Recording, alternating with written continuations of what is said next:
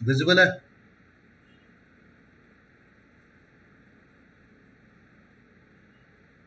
Screen visible है मेरा? Yes, sir. Yes, sir. Yes, sir. Okay. तो we were on in resonance effect and we have already done plus R effect. It is completed. We will be doing minus R. And मैं already बोला था कि plus R effect is basically due to electron donating group.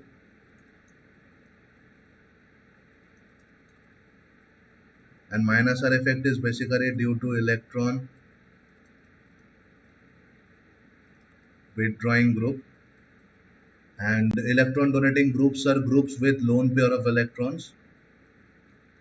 And electron withdrawing groups are groups जिसके अंदर खुद double bond और triple bond है. तो we will do minus R effect now, that is negative resonance effect.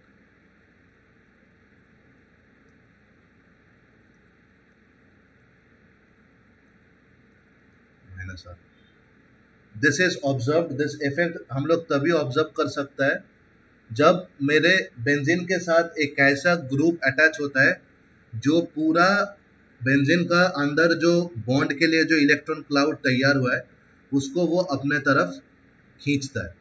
मतलब वो electron को withdraw कर रहा है बेंजीन रिंग से.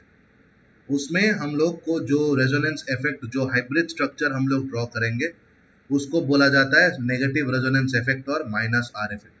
तो इसके लिए हम लोग एक स्पेशल कंपाउंड कंसिडर करेंगे जिसका नाम इज नाइट्रोबेंजीन. आई होप सब कोई चैप्टर पढ़े हो, मेरा लास्ट वाला वीडियो देखे हो. तो नाइट्रोमीथेन में नाइट्रो ग्रुप का क्या रेजोनेंस होता है ये सबको पता है, राइट? तो मैं वो चीज रिपीट नहीं कर रहा हूं.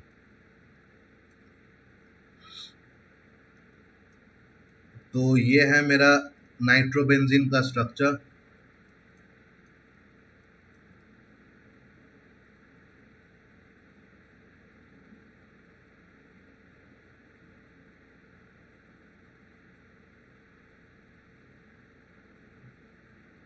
Okay, now what happens is, हम लोग दिखाए थे कि वहां पर क्या होता है, ये यहाँ जाता है. तो अगर ये यहाँ गया तो क्या हो जाएगा, अगर वो यहाँ गया तो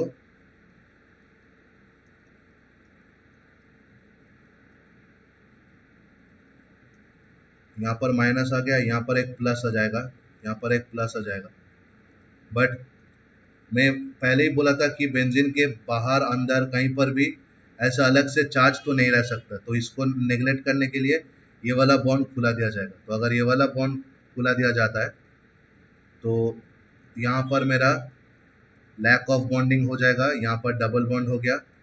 एन या ऑक्सीजन, तो यहाँ पर बॉन्ड है, ये प्लस को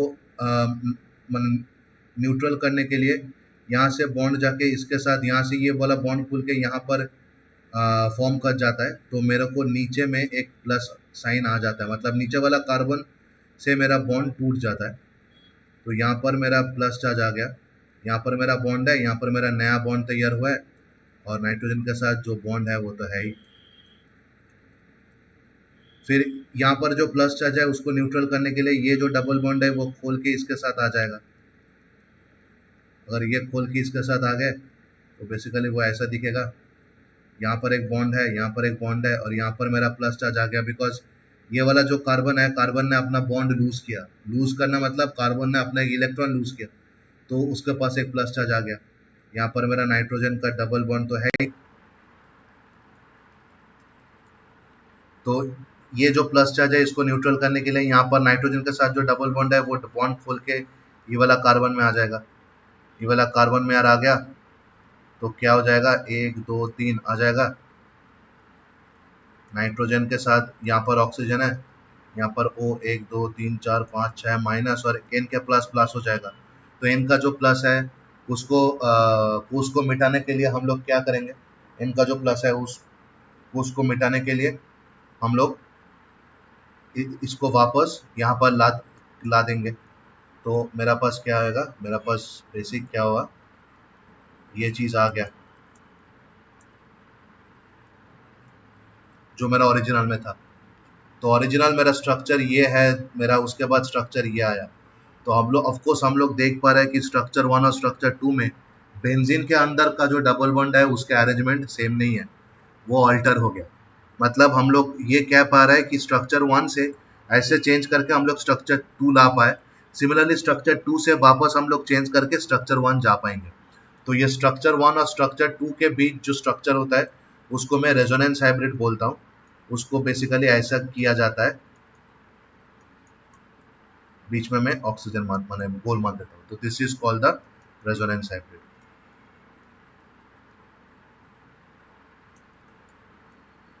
तो ये जो एंटायर रेजोनेंस है, ये रेजोनेंस इसलिए हुआ है बिकॉज ये क्या किया, ये बिकॉज डबल बॉन्ड का इलेक्ट्रॉन ऑक्सीजन पे गया तो ये नाइट्रोजन क्या किया, पूरा कार्बन बेंजीन कंपाउंड से इलेक्ट्रॉन अपने तरफ खींचा, इसलिए ये वाला बॉन्ड खुल के नाइट्रोजन के पास गया। तो ये जो खींचने का तरीका है इसको बोलते हैं इलेक्ट्रॉन विड्रॉइंग ग्रुप। इसी ग्रुप प्रेजेंट होने के कारण मेरे को माइनस आर इफेक्ट देखने को मिलता है। तो आई होप ये क्लियर है।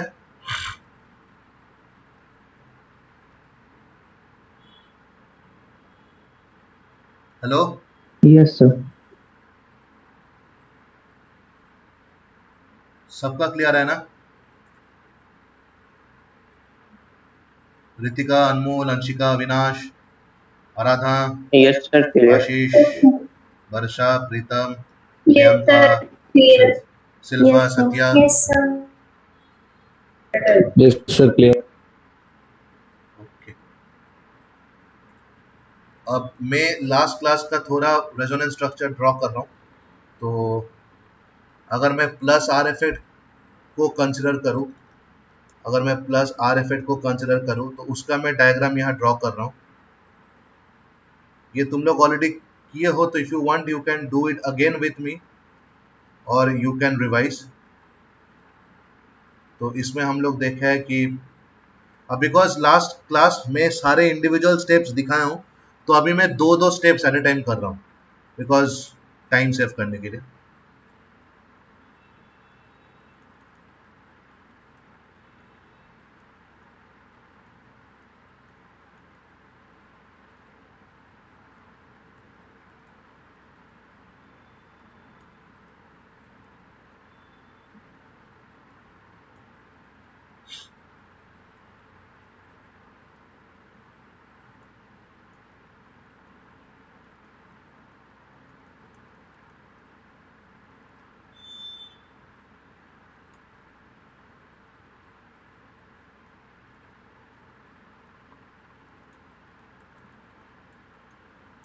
तो यहाँ पर हम लोग देख पा रहे हैं, अब मैं अगर बेंजीन का एक नॉर्मल स्ट्रक्चर ड्रॉ करूँ तो यहाँ पर अगर कुछ भी लगा हुआ है, मान लो यहाँ पर एक फंक्शनल ग्रुप लगा हुआ है, तो ये जो कार्बन है इसको बोला जाता है ऑर्थो कार्बन, ये जो कार्बन है इसको बोला जाता है मेटा कार्बन, एंड ये जो कार्बन है इसको बोला जाता है पैरा कार्बन। अब मैं प्लस आर इफेक्ट में देख पा रहा हूं कि मेरा जो ऑर्थो पोजीशन है वहां पर मेरा एक नेगेटिव चार्ज आ रहा है, मेरा जो पैरा पोजीशन है वहां पर एक मेरा नेगेटिव चार्ज आ रहा है, और मेरा ये भी एक ऑर्थो पोजीशन है, इसको भी मैं एक ऑर्थो पोजीशन बोल सकता हूं अगर मैं एंटी क्लॉकवाइज कंसिडर करूं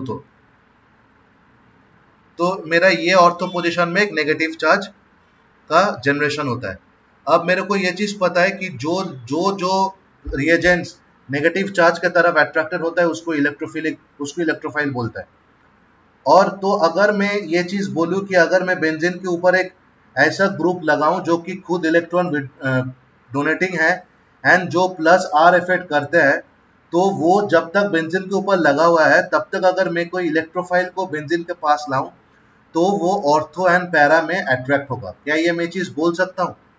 मैं और एक बार रिपीट कर रहा हूँ, ये पूरा फिगर में मैं देख रहा हूँ जो 6 डायग्राम्स है वहां पर मैं देख रहा हूँ कि मेरा ortho and Meta and para position में नेगेटिव चार्ज का जनरेशन होता है। भले वो चार्ज नहीं रहता है, वो वापस बॉन्ड होके घुस जाता है, बट ऐसा नेगेटिवली चार्ज सेंटर का जनरेशन होता है।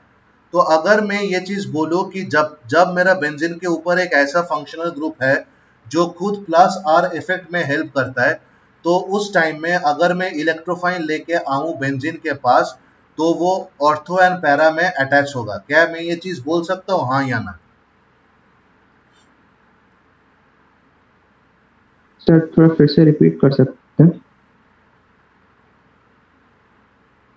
हाँ, मैं फिर से रिपीट कर सकता हूँ। मैं बोला कि ये जो 1 2 3 4 5, ये जो 5 स्ट्रक्चर है,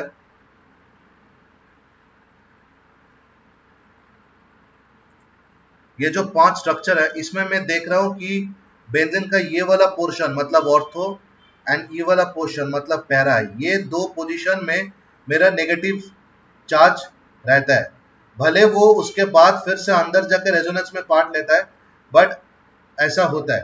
तो अगर मैं ऐसा चीज बोलूं कि जब तक बेंजीन के ऊपर एक फंक्शनल, एक इलेक्ट्रॉन डोनेटिंग फंक्शनल ग्रुप रहता है जो कि प्लस आर इफेक्ट में मदद करता है, तो उस टाइम में अगर मैं कोई इलेक्ट्रोफाइल लेके आऊं बेंजीन के साथ रिएक्ट करने में, तो वो ऑर्थो एंड पैरा पोजीशन में आएगा। क्या ये चीज मैं बोल सकता हूं? मतलब during plus R effect any electrophiles can attack the benzene ring in ortho and para positions। क्या मैं ये चीज बोल सकता हूं, हाँ या ना?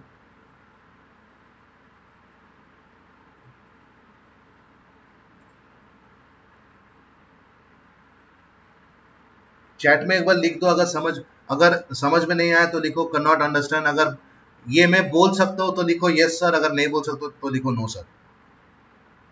सर इलेक्ट्रोफाइल मतलब इलेक्ट्रोफिलिक होता है ना? हाँ, इलेक्ट्रोफिलिक रिएक्शंस होता है, बट जो इलेक्ट्रॉन के तरफ अट्रैक्ट होता है उसको तो इलेक्ट्रोफाइल बोलता है ना। Electrophile and nucleophile. Electron loving मतलब नेगेटिव चार्ज के तरफ जो अट्रैक्ट होता है, negative loving substance, those are electrophile, right? Yes sir, वो खुद पॉजिटिव होते हैं और हाँ, नेगेटिव की वो तो तरफ खुद, ऑफ मतलब कोर्स तरफ अट्रैक्ट होते वो हैं। तो खुद पॉजिटिव होगा। तो मेरा सवाल है कि अगर मैं वैसा कोई इलेक्ट्रोफाइल लेके आऊं, तो ये हालत में मैं क्या ये बोल सकता हूँ कि वो बेंजीन रिंग का ऑर्थो एंड पैरा पोजीशन में अटैक होगा? क्या मैं चीज बोल सकता हूँ? तुम फिगर देख के फिर सोचो। Yes sir. एक बार चैट में लिख दो यस सर नो सर, जल्दी फटाक से।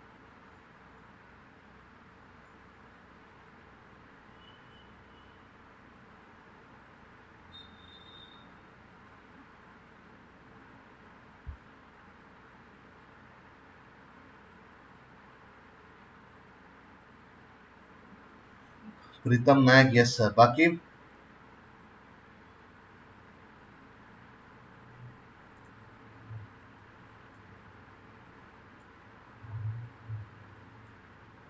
बाकी Ashish, Varsha, Pritam, Priyanka, Satya. So please repeat about electrophile one second. अच्छा कर रहा हूँ। वर्षा,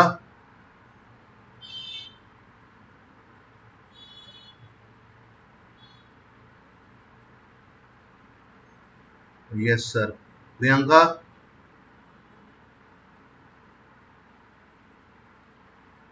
Yes, sir.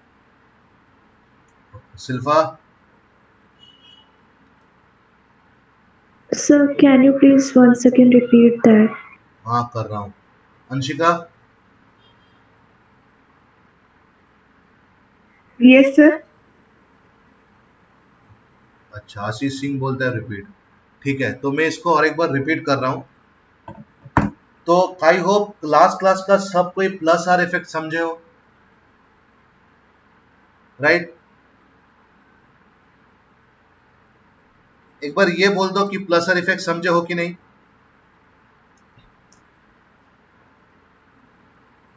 Yes sir.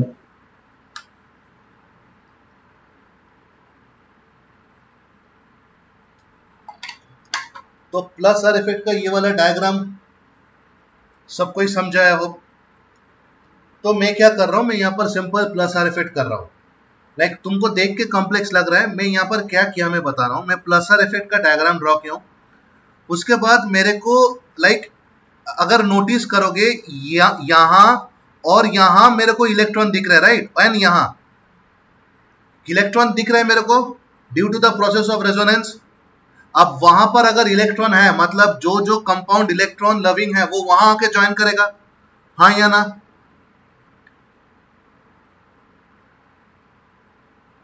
मेरा ये स्टेटमेंट से सब कोई एग्री करोगे कि अगर यहां पर मैं जो डायग्राम ड्रॉ किया हूं, ये वाला पोजीशन में और ये वाला पोजीशन में अगर मेरे को इलेक्ट्रॉन दिख रहा है, तो जो जो इलेक्ट्रॉन लविंग सब्सटेंस है वो यहां आके ज्वाइन करेगा, यस और नो?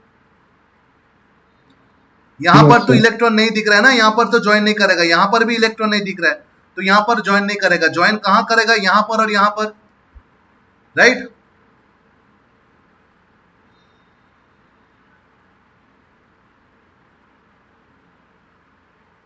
एक बार यस सर नो सर बोल दो यार, मैं कैसे समझो, तुम लोग समझे हो कि नहीं समझो?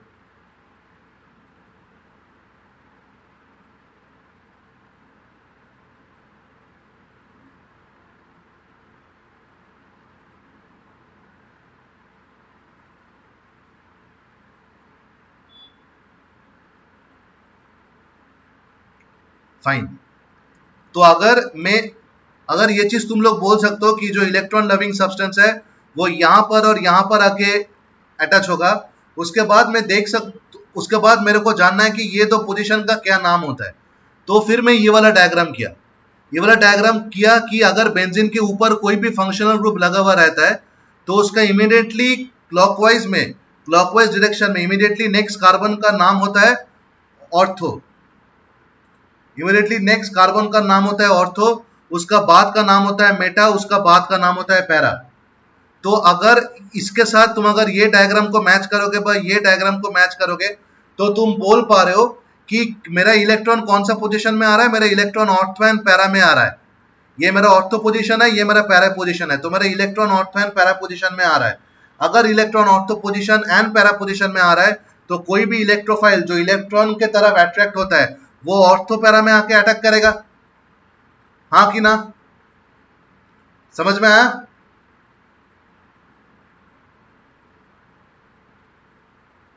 Yes sir. तो इसलिए मैं बोल सकता हूं कि under plus R effect any electrophile can attack the benzene ring in ortho para position. अब सत्या का सवाल था what is electrophile? Electrophile are electron और नेगेटिव लविंग सब्सटेंस। मतलब यह कैसा केमिकल कंपाउंड्स है जो किसी के साथ रिएक्शन करने के लिए ऑलवेज इलेक्ट्रॉनिक माने नेगेटिव चार्ज सेंटर ही ढूंढेगा। दीज जैसे साउथ पोल हमेशा पेयर करने के लिए नॉर्थ पोल ढूंढता है, वैसा इलेक्ट्रोफाइल हमेशा रिएक्शन करने के लिए इलेक्ट्रॉन या नेगेटिवली चार्ज सेंटर्स ढूंढता है। तो अगर ये electron and negatively charge centres ढूंढते हैं तो they should be positively charge, तब ना इन लोग के साथ इलेक्ट्रॉन का अट्रैक्शन होगा। अगर ये लोग खुद नेगेटिवली चार्ज है तो अट्रैक्शन होगा ही नहीं। तो इलेक्ट्रोफाइल अगर इलेक्ट्रॉन लविंग है तो इलेक्ट्रोफाइल का खुद का चार्ज पॉजिटिव होना चाहिए। This is what electrophile sir, ये है इलेक्ट्रोफाइल का मतलब, and this is what electrophile sir mean to do in a chemical reaction. And जिस पॉइंट में आके इलेक्ट्रोफाइल टच करता है उसको बोलता है न्यूक्लियोफिलिक साइट्स, एंड जिस पॉइंट में आके न्यूक्लियोफाइल टच करता है उसको बोलता है इलेक्ट्रोफिलिक साइट्स। ये सारे चीज मेरा लास्ट रिकॉर्डिंग में है, एक बार रेफर कर लेना, फिर डाउट है तो बोलना, मैं वापस समझा दूंगा। तो this is for plus R effect. Similarly जब मैं माइनस आर इफेक्ट ड्रॉ किया हूं तो तुम लोग अगर मैं पिछले वाला फिगर पे रेफर कर पाऊं तो तुम लोग देखो, मेरा जो ऑर्थो है ये मेरा ऑर्थो पोजीशन है, ये मेरा पैरा पोजीशन है, अगेन ये मेरा ऑर्थो पोजीशन है। तो यहाँ पर मेरा पॉजिटिव चार्जेस मेरे को दिख रहा है प्लस साइन। अगर मेरा प्लस साइन यहाँ पर दिख रहा है तो प्लस साइन की तरफ अट्रैक्ट कौन होता है? न्यूक्लियोफाइल्स।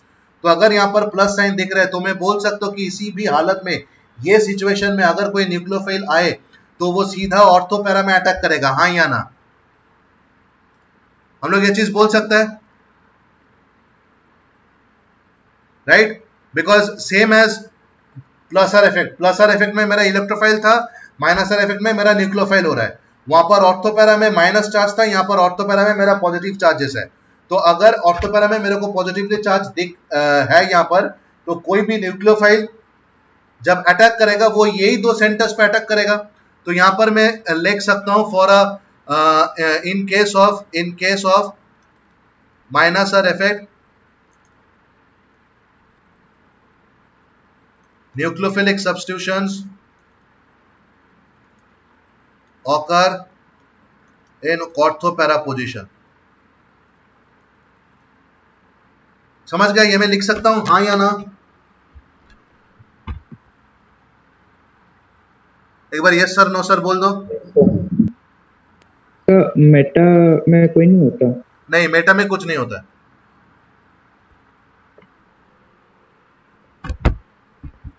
Okay sir.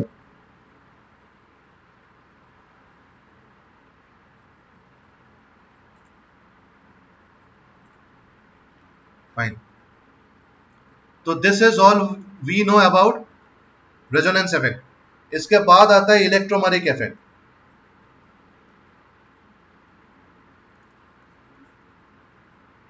तो पहले बात तो इलेक्ट्रोमैग्नेटिक इफेक्ट क्या है जानने के पहले हम लोग को यह चीज जानना जरूरी है कि it is a temporary effect. मतलब ये सिर्फ रिएक्शन होने के टाइम ये होता है, फिर रिएक्शन खत्म हो गया तो ये इफेक्ट वापस कैंसिल हो जाता है। Second, it is only shown by organic compounds which contains a double bond. It is only shown by it is only shown by organic compounds which has a multiple bond. Multiple bond मतलब either double या triple, मतलब either double या triple bond. ठीक है, अच्छा ये effect आता है अगर मेरे सामने कोई रिएजेंट है जो पर्टिकुलर एक ऑर्गेनिक कंपाउंड को अटैक कर रहा है। अगर मेरे सामने एक रिएजेंट है तो ही ये इफेक्ट मेरे को दिखने को मिलता है। तो this effect takes place only in the presence of an attacking reagent.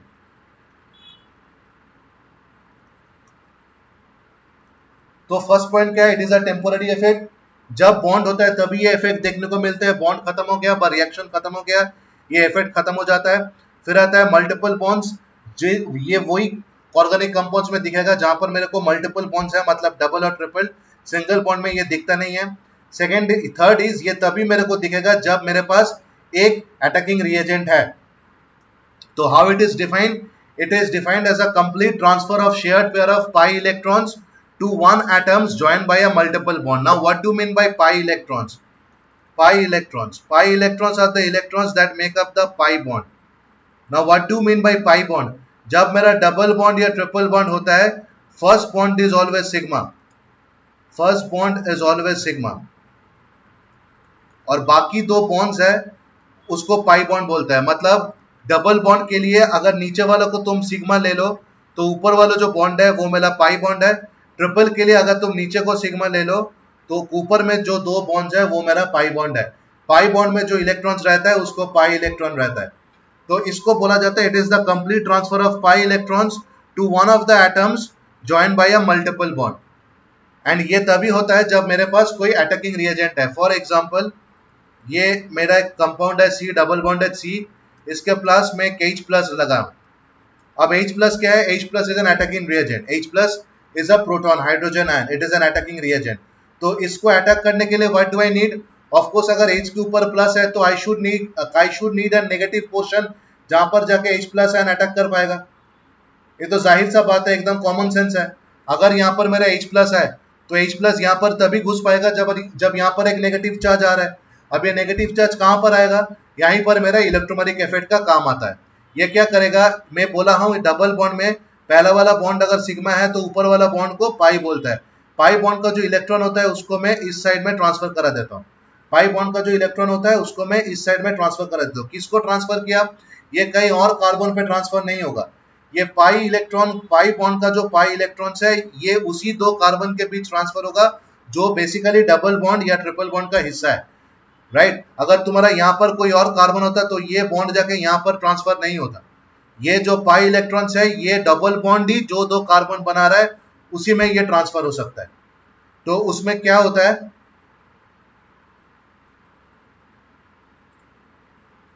तो उसमें क्या होता है जब ये चीज होता है? तो क्या होता है, ये जो पाई इलेक्ट्रॉन्स है ये कंप्लीट ट्रांसफर हो जाता है। कंप्लीट ट्रांसफर हुआ तो क्या हो जाएगा? यहां पर मेरा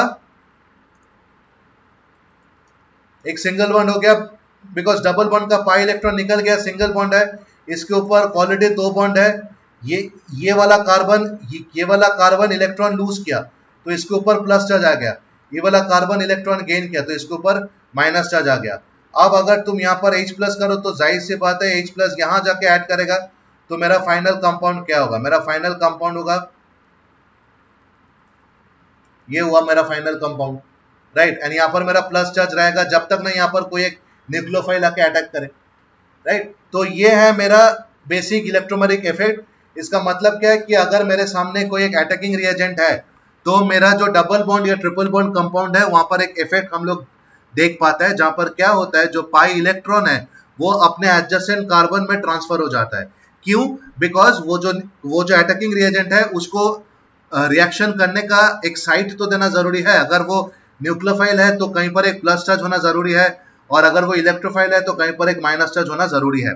यहाँ पर मेरा H प्लस है इलेक्ट्रोफाइल, तो मेरे को कहीं पर एक माइनस लाना जरूरी है। वो माइनस में कैसे लाऊंगा? By this effect which is known as electromeric effect. ठीक है, समझा? यहाँ पर यहां तक क्लियर है?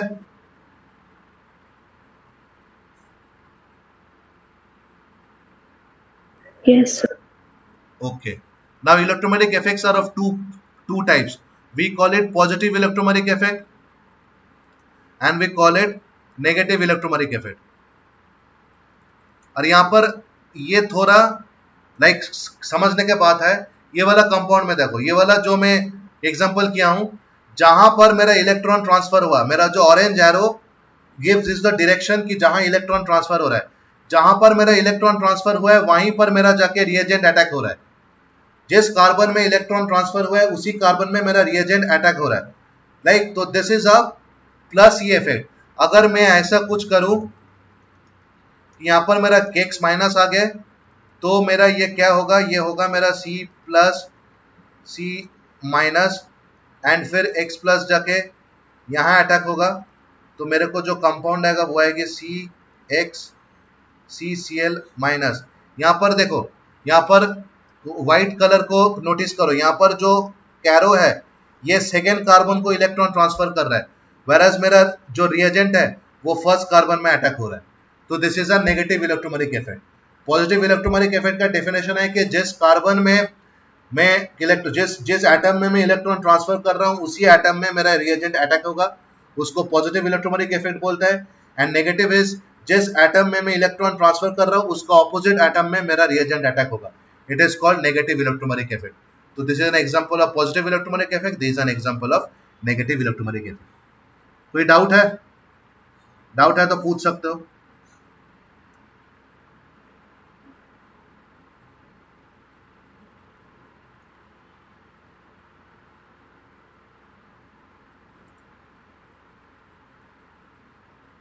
अगर डाउट नहीं है तो चैट में लिख दो यस सर समझा, sir positive effect 1 second. Okay, positive effect मतलब ये जो स्ट्रक्चर है इसको नोटिस करो। तो मेरा जो इलेक्ट्रॉन है वो लेफ्ट कार्बन से राइट कार्बन में गया है, तो मेरा इलेक्ट्रॉन ट्रांसफर राइट कार्बन में हो रहा है, और ये जो H प्लस है ये जाके राइट कार्बन में ही अटैच हो रहा है।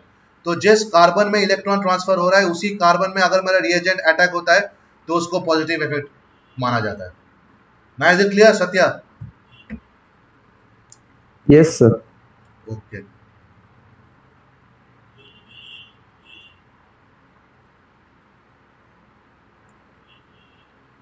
तो आई होप ये क्लियर है। एक बार अगर क्लियर है तो सबको यस सर लिख दो।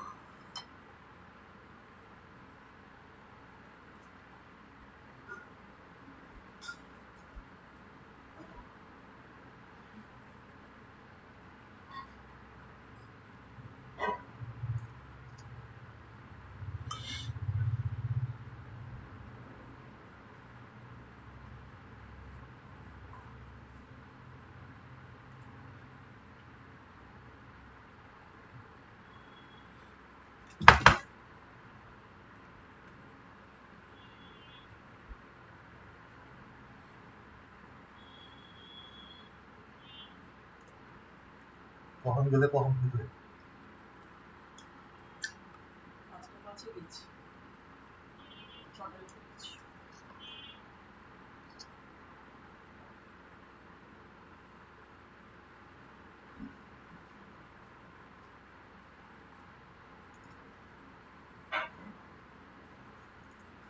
गुड। अगर सबको क्लियर है तो एक चीज मैं रिपीट करना चाह रहा हूँ, बिकॉज ये जो मीटिंग है, ये मीटिंग आफ्टर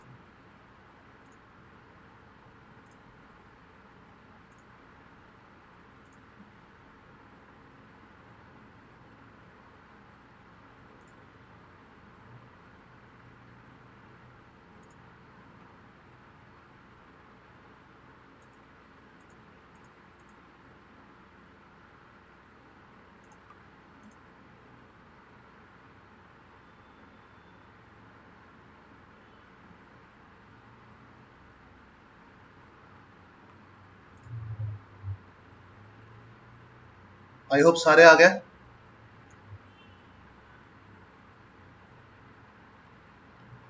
या and I hope the screen is visible. तो या, तो this is all about electromagnetic effect. And इसके बाद आता है, इसके बाद आता है हाइपर कंजुगेशन।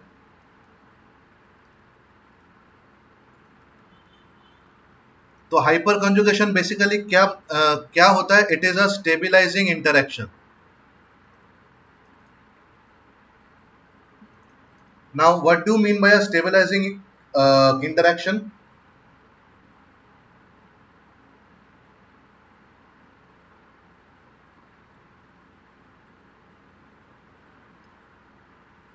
स्टेबिलाइजिंग इंटरेक्शन मतलब दो, लाइक ये अभी शायद तुम लोग को थोड़ा लाइक हिब्रू जैसा लगे, बिकॉज अभी तुम लोग को spy bond, P bond, P और कैसे दिखता है, सिग्मा वगैरह, इस सब के बारे में नॉलेज है नहीं, बिकॉज चैप्टर 4 अभी तक तुम लोग नहीं पढ़े हो। तो जब तुम लोग पढ़ोगे तब ये और भी क्लियर हो जाएगा। फिलहाल के लिए जस्ट ये चीज याद रखना कि hyperconjugation is a stabilizing interaction. ये बेसिकली किसी भी कंपाउंड को स्टेबल करने के लिए किया जाता है। एंड जैसे इलेक्ट्रोमैग्नेटिक टेम्पोररी था, ये टेम्पोररी नहीं है, it is a permanent effect, right? And this basically helps in maintaining the stability of any carbocation. This basically helps in maintaining the stability of any carbocation.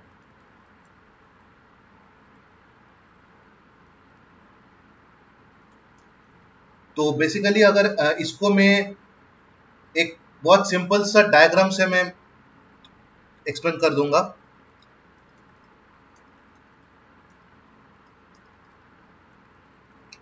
So this is a carbocation CH3 CH2 plus.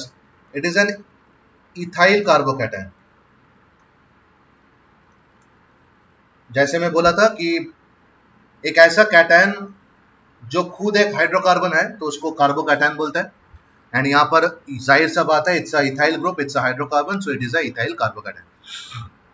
अब ethyl carbocation को मैं अगर stabilise करना चाहूंगा तो stabilise, sir ये primary होगा ना? क्या बोल रहे हो? सर ये प्राइमरी होगा ना? हाँ जी, ये प्राइमरी है। तो इथाइल कार्बोकैटायन को अगर मैं स्टेबलाइज करना चाहूंगा तो मैं, अच्छा मेरे को क्यों स्टेबलाइज करना है? बिकॉज ऑफ कोर्स मैंने बहुत बार बोला है, किसी भी कंपाउंड के लिए बाहर ऐसे खुला चार्ज नहीं रह सकता, राइट? बिकॉज जाहिर सा बात है, ये आयनिक कंपाउंड का हिस्सा तो है नहीं। कार्बन का सारे compounds are covalent compound. Covalent compound के बाहर तो चार्ज नहीं रहता है, वो तो एक फेनोमेनन है जिसके लिए पोलैरिटी का जनरेशन होता है, बट बेसिकली तो वो नहीं होता है। बेसिकली तो कोवेलेंट कंपाउंड्स आर न्यूट्रल। तो यहाँ पर जो प्लस है, प्लस को तुम कैसे हटा सकते हो? प्लस को हटाने के लिए मेरे को क्या करना होगा? मेरे को कहीं से इलेक्ट्रॉन लाना होगा। अब तुम इलेक्ट्रॉन लाओगे कहीं से? अब तुम इलेक्ट्रॉन लाओगे कहाँ से? अब बेसिकली उसके पहले पीछे एक थ्योरी है कि कार्बोकैटायन कैसे बनता है। कार्बोकैटायन तो अचानक से नहीं बनता है। ऑफ कोर्स हम लोग देखे हैं कि प्लस आई इफेक्ट होता है, इलेक्ट्रॉन वो चीज निकल जाता है तो कार्बोकैटायन बनता है, बट वो चीज निकलने के लिए भी यू नीड समथिंग ना। तो बेसिकली किसी भी कार्बोकैटायन का फॉर्मेशन आइदर एसिडिक व बेसिक मीडियम में होता है, नहीं तो एक्वस सोल्यूशन में होता है। तो जहां भी तुम जो भी सोल्यूशन में तुम तुम करो, you have a presence of H plus ion. तो ये जो तुम्हारा कार्बोकैटायन फॉर्म हुआ है, ये अगर मेरा एक सोल्यूशन में है तो वो सोल्यूशन में बहुत सारे H प्लस आयन है। तो अगर तुम वहीं से कुछ इलेक्ट्रॉन लोगे तो तुम्हारा प्रॉब्लम सॉल्व हो सकता है। बट तुम H प्लस आयन से कहां से इलेक्ट्रॉन ले सकते हो? H प्लस आयन तो खुद एक इलेक्ट्रॉन नहीं है उसके पास। तो तुम क्या करोगे, अब तुम तुम्हारा जो कार्बोकैटायन है उसमें कुछ जुगाड़ ढूंढोगे। तो उसमें एक जुगाड़ है, उसमें जुगाड़ है कि जिस कार्बन में तुम्हारा प्लस साइन है उसका साइड वाला कार्बन में तीनों हाथ फुलफिल है, वो तीनों हाथ इज फुलफिल बाय हाइड्रोजन। तो तुम वहां से अगर तुम, मैं 3 कलर यहां पर यूज करूंगा, ब्लू, रेड एंड पिंक। अगर तुम ये वाला हाइड्रोजन को हटा सकते हो, अगर तुम ये वाला हाइड्रोजन को हटा सकते हो तो क्या होगा तुम्हारा, sorry sorry sorry sorry sorry sorry sorry,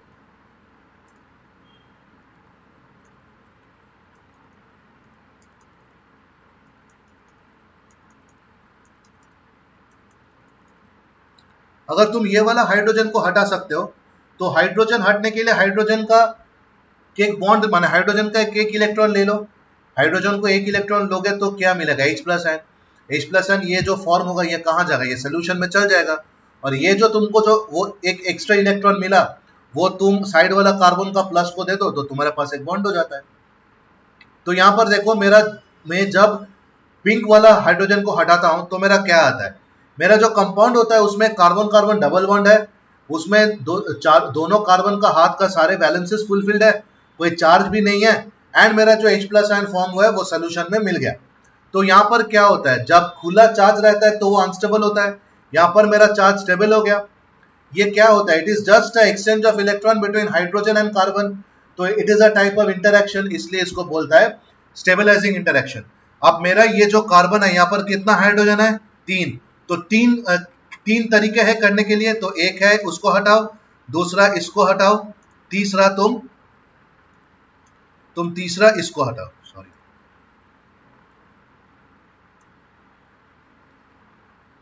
तो ये कंपाउंड इधर ऐसे होगा, नहीं तो ये कंपाउंड को तुम ऐसे लिख सकते हो, एंड ये वाला H प्लस को खुला छोड़ दो, नहीं तो ये कंपाउंड को तुम ऐसे लिख सकते हो।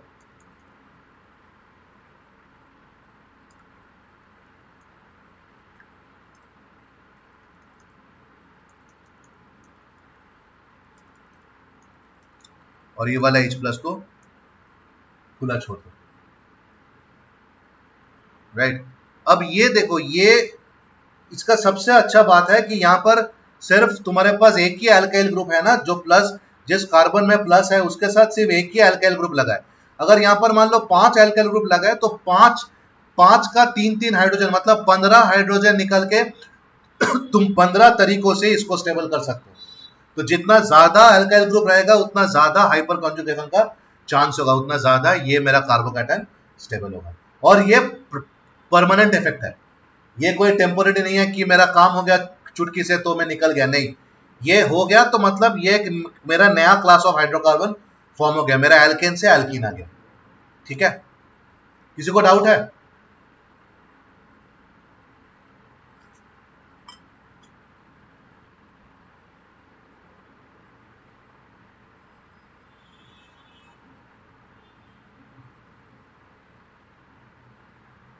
तो वो क्या, वो मतलब वो C प्लस, मतलब जो कार्बोकैटायन है, हाँ, मतलब C प्लस जो है सर, वो जो दोनों हाइड्रोजन के साथ बॉन्ड बनाए सर, उनमें से कोई एक हाइड्रोजन क्या मतलब हम लोग निकाल सकते हैं?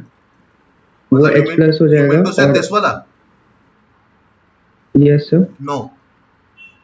हाइपर कॉन्जुगेशन सिर्फ, मैं बोला ना, जहां पर प्लस है उसका साइड वाला जो एल्काइल ग्रुप है वहीं पर हो सकता है।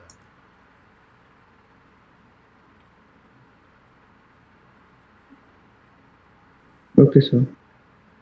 सर और आपने एक मतलब अभी बोला था कि 5 है, तो 5 मतलब चांसेस है, वो मतलब थोड़ा फिर से बता सकते हैं क्या बोले हाँ, थे? बोल रहा हूं कि अगर मान लो मेरे पास एक,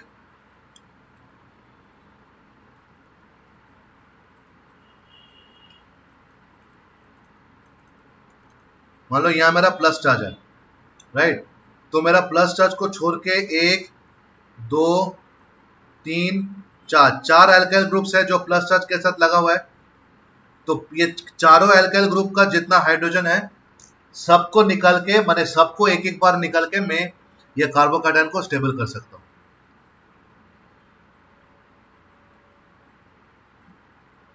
ओके सर, मतलब जितना ज़्यादा मतलब एल्काइल ग्रुप होंगे तो उस हिसाब से चांसेस भी ज़्यादा है मतलब हाँ स्टेबिलिटी के। एग्जैक्ट।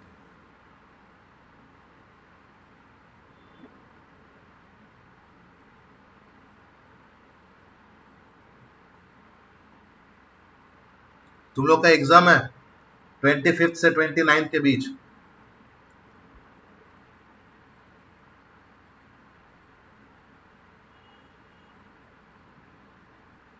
सुन रहे हो, सुनाई दे रहा है मालिक लोग? Yes sir. Yes sir. तुम लोग का एग्जाम है।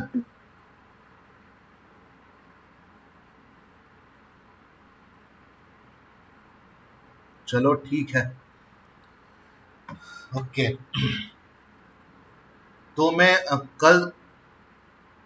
मंडे तक तुम लोग को पोर्शंस बता दूंगा, ठीक है, एग्जाम का। Okay okay. तो ये है आखिरी टॉपिक आज का। अच्छा, बाकी किसी को डाउट है? एक बार चैट में यस सर नो सर लिख दो। बाकी कोई रेस्पॉन्स नहीं आ रहा है, मैं बोलता हूँ। Priyanka, Yes, sir. क्या यस सर? हाँ, डाउट है कि नहीं है, बोलो कुछ। No, sir. No sir. Shilpa, No, sir. No doubt. Priyanshu,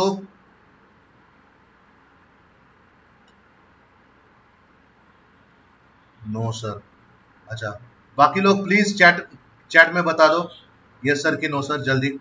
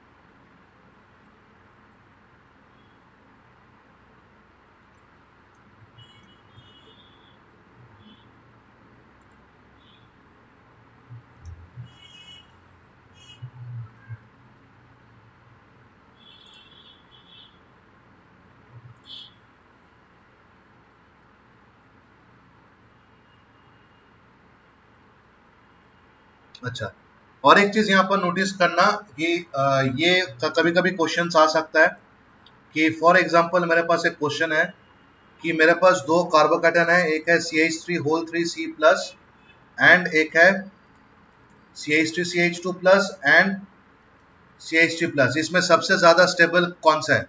तो मेरा आंसर होगा ये, because more number of CH bonds more stable. But एक चीज हमेशा नोटिस करना, this CH bond must not include the carbon जिसके ऊपर प्लस चार्ज है, ये नोटिस करना। सिर्फ जहां पर प्लस चार्ज है उसको हटा के जितना CH बॉन्ड जिसपे ज्यादा CH बॉन्ड है उतना ज्यादा हाइपर कॉन्जुगेशन का चांसेस है, उतना ज्यादा ये स्टेबल है। तो ये सवाल आ सकता है कि out of the these three which is the least stable?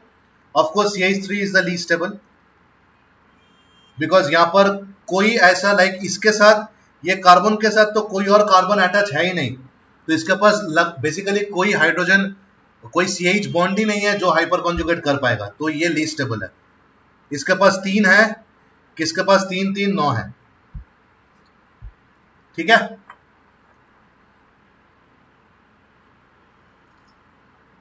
अब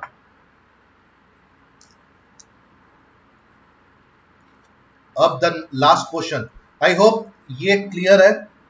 तो एक बार रिकैप कर लिया जाए हम लोग क्या क्या पढ़े। मैं क्या क्या पढ़ाया? मैं पढ़ाया तुम लोग को नोमेनक्लेचर विदाउट फंक्शनल ग्रुप, फिर मैं पढ़ाया हूं नोमेनक्लेचर विथ फंक्शनल ग्रुप, फिर मैं पढ़ाया हूं mechanism of chemical mechanism which includes substrate and reagent वाला part। फिर मैं क्या पढ़ाया हूँ, फिर मैं पढ़ाया हूँ मेरा होमोलाइटिक एंड हेटेरोलाइटिक फिशन।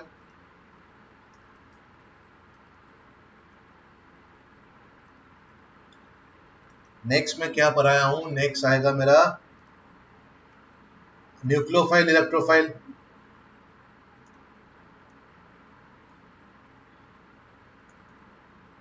उसके बाद आएगा मेरा induction effect,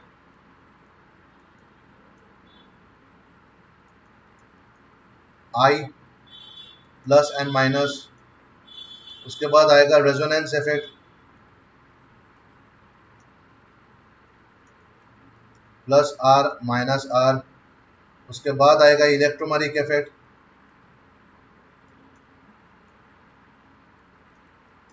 plus E minus ई।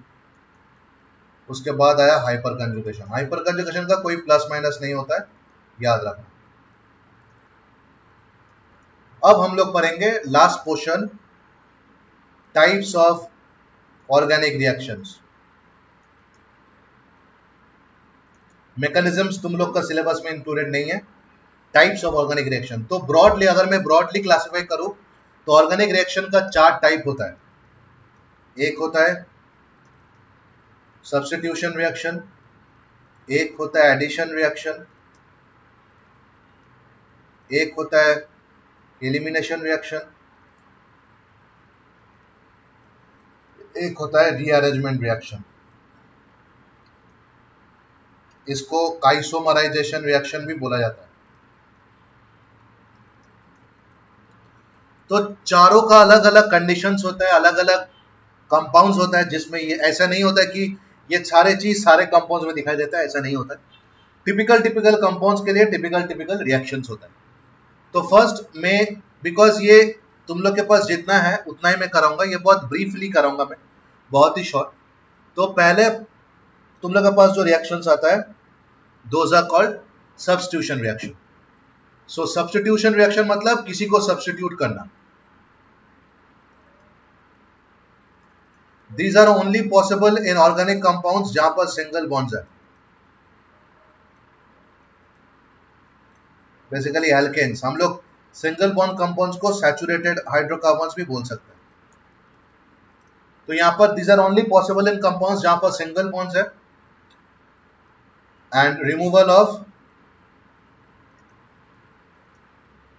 Existing bonds. इसमें क्या होता है, जो एग्जिस्टिंग बॉन्ड है वो रिमूव होके वहां पर कुछ एक नया चीज आता है। एंड फॉर एग्जांपल, एक बहुत फेमस एग्जांपल है, सपोज मेरे पास मीथेन है, मैं Cl2 ऐड कर रहा हूं तो मेरे पास CH3Cl प्लस HCl होता है। अब इसका मैकेनिज्म में अगर समझाओ, मीथेन ऐसे दिखता है,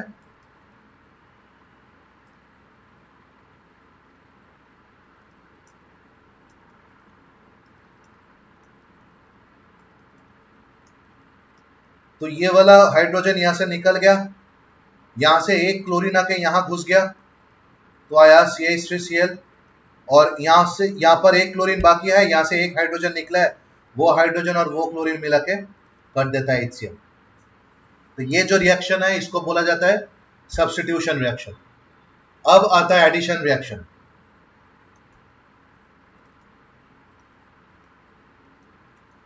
ये बेसिकली होता है in double bond and triple bond compounds.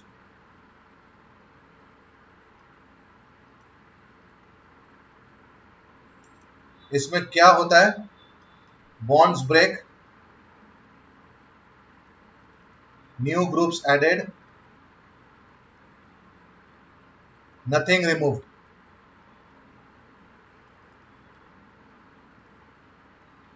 For example मान लो CH2 डबल बॉन्ड CH2 है, इसको मैं हाइड्रोजन के साथ रिएक्ट कर रहा हूं इन प्रेजेंस ऑफ निकल और प्लैटिनम, तो मेरा क्या होगा, CH3 डबल बॉन्ड CH3। कैसे होता है, C यहां पर डबल बॉन्ड है,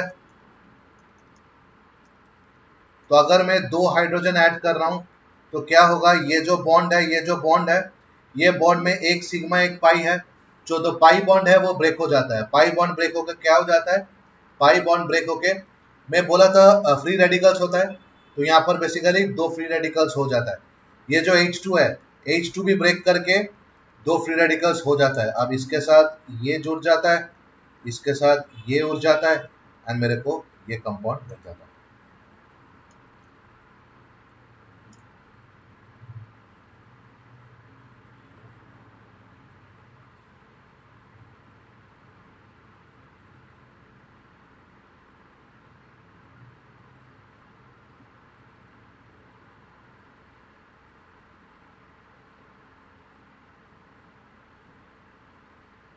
सर इसे थोड़ा रिपीट कर सकते हैं?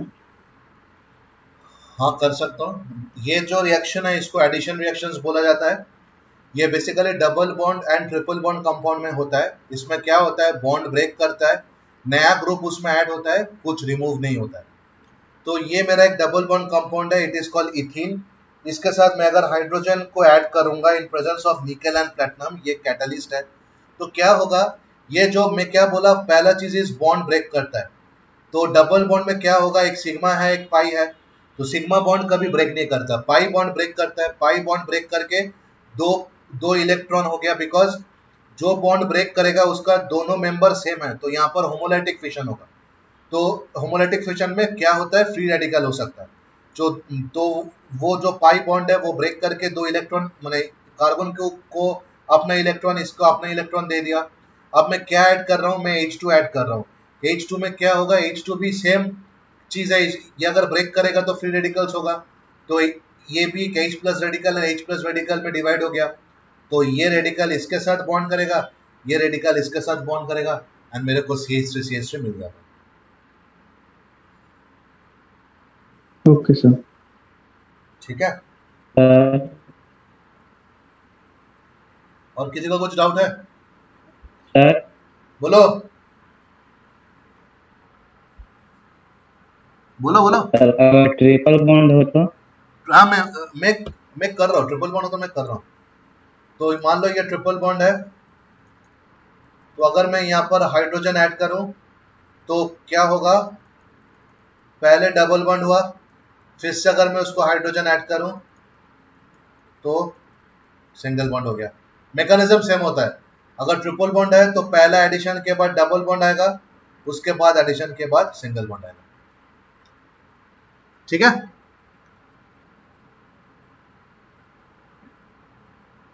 हेलो।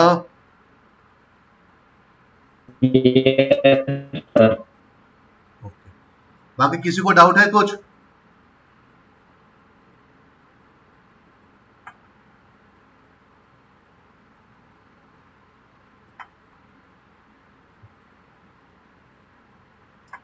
किसी को कुछ भी डाउट है तो पूछ सकते हो।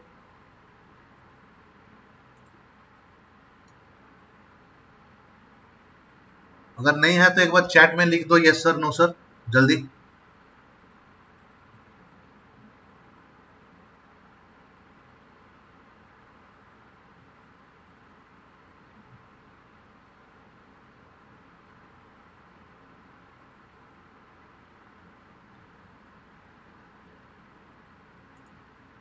ओके,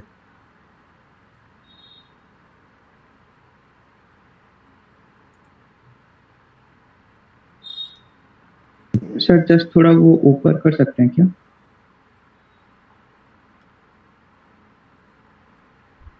तुम लिख रहे हो क्या?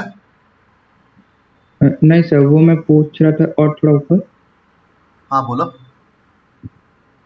ये सर सर वो एडिशन रिएक्शन में जो 2 पॉइंट लिखे हैं सर, सेकंड वाला क्या है? बॉन्ड्स ब्रेक्स न्यू, उसके बाद बॉन्ड नीचे breaks, new groups added, nothing is removed. यहाँ पर कोई रिमूव नहीं हो रहा है ना, कुछ चीज रिमूव नहीं हो रहा है, सिर्फ नया चीज ऐड होते जा रहा है। Okay sir. और बॉन्ड ब्रेक होगा सेकंड, अगर डबल बॉन्ड है तो वो ब्रेक करके सिंगल बॉन्ड हो रहा है, अगर ट्रिपल बॉन्ड है तो ब्रेक करके डबल बॉन्ड, फिर ब्रेक करके सिंगल बॉन्ड हो रहा है। तो बॉन्ड ब्रेक हो रहा है, नया ग्रुप ऐड हो रहा है, कुछ रिमूव नहीं हो रहा है। ठीक है, यस सर।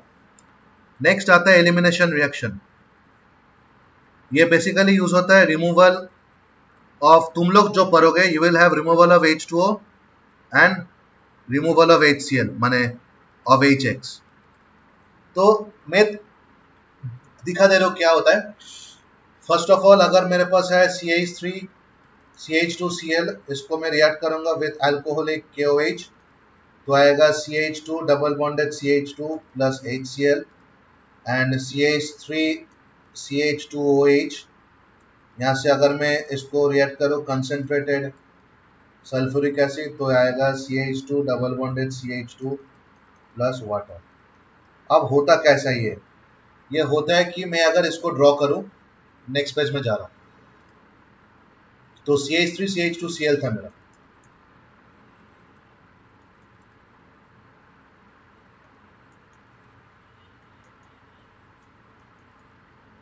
अब जब भी इसको मैं जब भी इसको मैं अल्कोहलिक KOH के पास ला रहा हूं, तो यहां से हाइड्रोजन, यहां से क्लोरीन निकल जा रहा है। अगर यहां से हाइड्रोजन, यहां से क्लोरीन निकल जा रहा है, तो ये जो बॉन्ड है, ये बॉन्ड खाली हो गया। तो ये बॉन्ड क्या करेगा, आपस में एक बॉन्ड बना लेगा। तो क्या होगा, ये होगा मेरा HCH double bonded CHH plus HCl। ठीक है। और सिमिलरली अगर मैं अल्कोहल वाला करूं,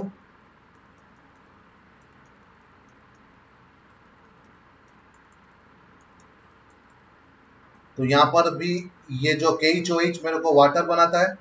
अगर कंसंट्रेटेड सल्फ्यूरिक एसिड में दूं, तो ये वाटर रिमूव हो जाता है। तो ये जो बॉन्ड है, ये बॉन्ड आपस में जुड़ के एक नया बॉन्ड बना देता है।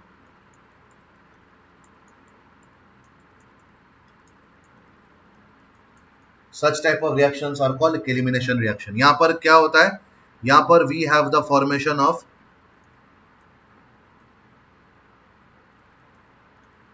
double bond and triple bond.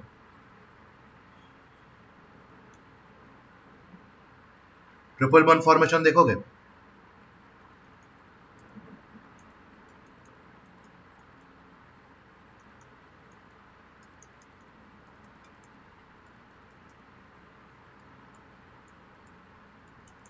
यहां से HBr, यहां से HBr रिमूव हो गया, तो ये बॉन्ड क्या हो जाएगा, ट्रिपल बॉन्ड होके फॉर्म हो जाएगा।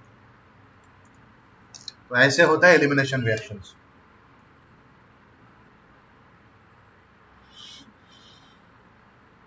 ठीक है। सर बोलो। तो वो ऊपर फर्स्ट डायग्राम जो बनाया था सर, उसमें तो फिर ये हेटेरोलिटिक क्लीवेज होगा ना? हाँ, यहाँ पर तो सर प्लस माइनस तो आएगा फिर। नहीं नहीं नहीं, यहाँ पर हेटेरोलिटिक क्लीवेज देखो, अभी मैं मैकेनिज्म नहीं जा रहा हूँ। ये सारे का मैकेनिज्म थोड़ा कॉम्प्लेक्स है, अभी बस टाइप ऑफ रिएक्शन समझो। ये इसका मैकेनिज्म तुम अगर हेटेरोलिटिक क्लीवेज करने जाओगे तो तुम्हारा हिसाब नहीं आएगा, राइट। तो फिलहाल तुम्हारा डाउट अच्छा है, मेरा आंसर इज नहीं, हेटेरोलिटिक क्लीवेज नहीं होता है। बट ये बेसिकली सिर्फ ब्रेक करके नहीं होता है, इसके यहाँ से ये फॉर्म करने के पीछे बहुत रिएक्शंस होता है। बट ये फाइनल प्रोडक्ट है, मैं बस तुम लोग को दे रहा हूँ कि एलिमिनेशन रिएक्शंस कैसे याद रखना होता है। यहाँ से HCl निकाल दो और डबल बॉन्ड बना दो, ऐसा मेरा बात है। ठीक है, ओके सर। ठीक है। बाकी इसका डीप में जाओगे तो और भी बहुत सारे रिएक्शंस है, जो फिलहाल तो जरूरत है नहीं। क्लास 12 में हम लोग तो वैसे ही पढ़ेंगे, तो पढ़ना होगा ही। ठीक है। Yes sir. Next we have rearrangement. Rearrangement को जैसे हम लोग बोले था आइसोमराइजेशन रिएक्शन, तो it is also called tautomerisation reaction. तो बेसिकली व्हाट हैपेंस इज,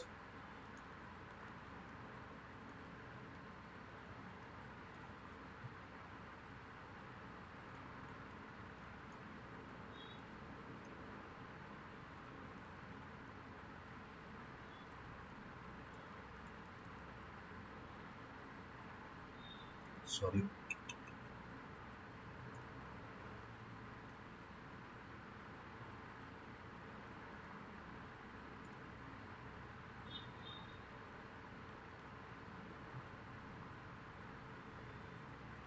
हाँ, ये देखो, ये मेरा एक फंक्शनल ग्रुप है। It is ketone. This is an alcohol which contains a double bond, so it is called an enol. It is called an enol. अब इसका भी मॉलिक्यूलर फॉर्मूला C3H6O है, इसका भी मॉलिक्यूलर फॉर्मूला C3H6O है, but हम लोग क्या कर रहे हैं, हम लोग एक आइसोमर को रीअरेंज करके दूसरा आइसोमर बना रहे हैं, तो this is called isomerization reaction. ये उसका कैटलिस्ट होता है एनाइड्रस AlCl3, राइट. इसको टॉटोमराइजेशन क्यों बोलता है, बिकॉज ये जो आइसोमराइजेशन रिएक्शन होता है इसको टॉटोमराइजेशन बोलता है, बिकॉज दो like it is just a conversion between a single bond and a double bond. क्या होता है, यहां से देखो, ये डबल बॉन्ड, ये जो डबल बॉन्ड है, ये डबल बॉन्ड को मैं यहां ला दिया, ये सिंगल बॉन्ड को मैं यहां ला दिया, तो मेरा ये वाला कंपाउंड आ जाएगा. ये डबल बॉन्ड को यहां लाया, सिंगल बॉन्ड को ऊपर ला दिया, तो मेरा ये वाला कंपाउंड आ जाएगा. तो इसलिए ये जो लाइक आइसोमराइजेशन है इसको टॉटोमराइजेशन बोलता है. बेसिकली ये यहां से नहीं जाएगा, हाँ, ये जो डबल बॉन्ड यहां आया और ये जो सिंगल बॉन्ड यहां गया, एंड ये डबल बॉन्ड यहां आया, तो यहां से एक हाइड्रोजन भी उठ के यहां चला गया. ये जो रीअरेंजमेंट है adjacent single and double bond के बीच, दिस इज कॉल्ड टॉटोमराइजेशन. और ये जो दो फंक्शनल ग्रुप है इसको एक दूसरे को टॉटोमर बोला जाता है. And this entire reaction is basically rearrangement of this entire compound to form a new compound, जो कि इसका आइसोमर है. तो such reactions are called rearrangement reactions. फिर से वही बात कि इसके पीछे बहुत मैकेनिज्म्स है, अभी उतना डीपली मत घुसो, मैं लिख दे रहा हूं, तुम लोग नोट कर सकते हो, बाद में लिख लेना. These are type of the reactions जो जरूरी होता है, जो हम लोग फ्यूचर टाइम में पढ़ेंगे. ठीक है, क्लियर है?